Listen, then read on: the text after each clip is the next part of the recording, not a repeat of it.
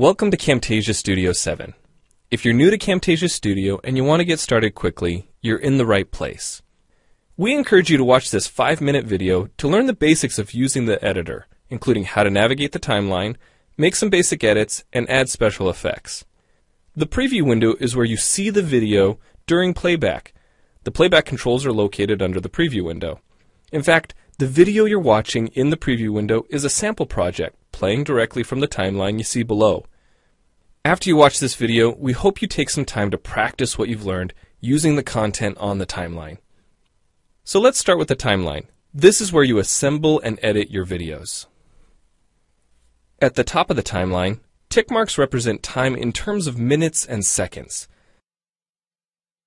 When building a video, you'll work in a horizontal manner, beginning from the left and moving sequentially through time towards the right.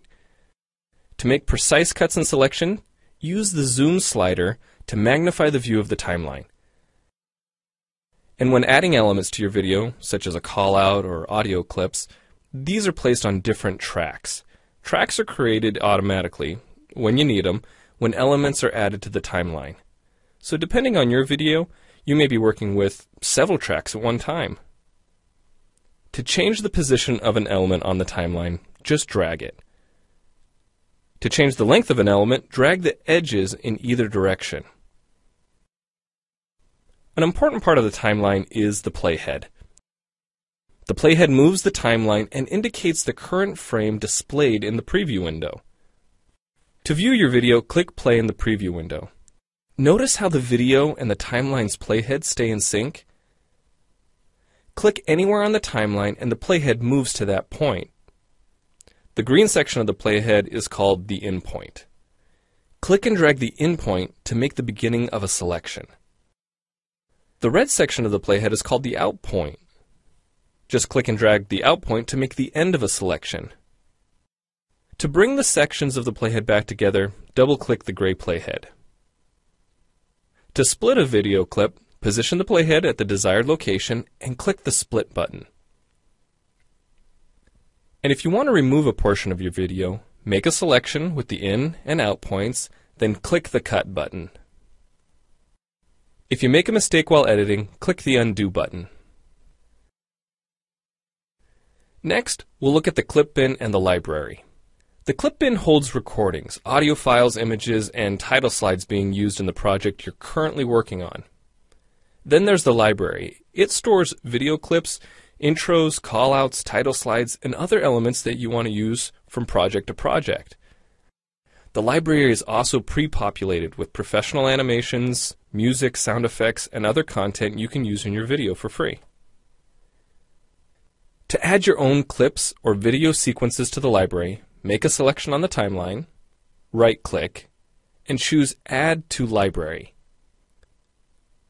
To include clips and other elements in your video, drag them from the clip bin or library and drop them onto the timeline.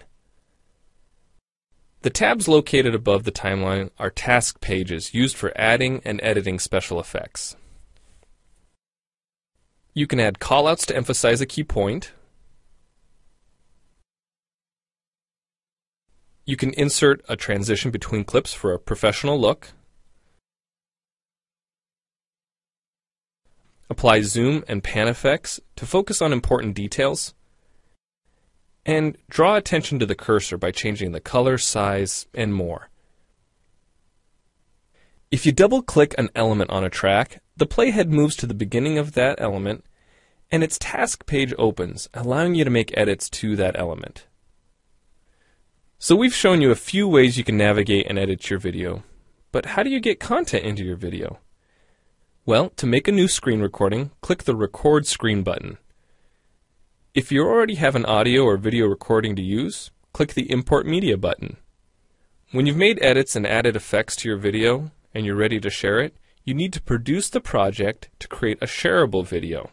Click the Produce and Share button, step through the wizard, and Camtasia Studio creates a viewer-friendly, shareable MP4 file ready to upload to screencast.com, your blog, or a website. Well, it's time for you to try Camtasia Studio out for yourself using the content on the timeline.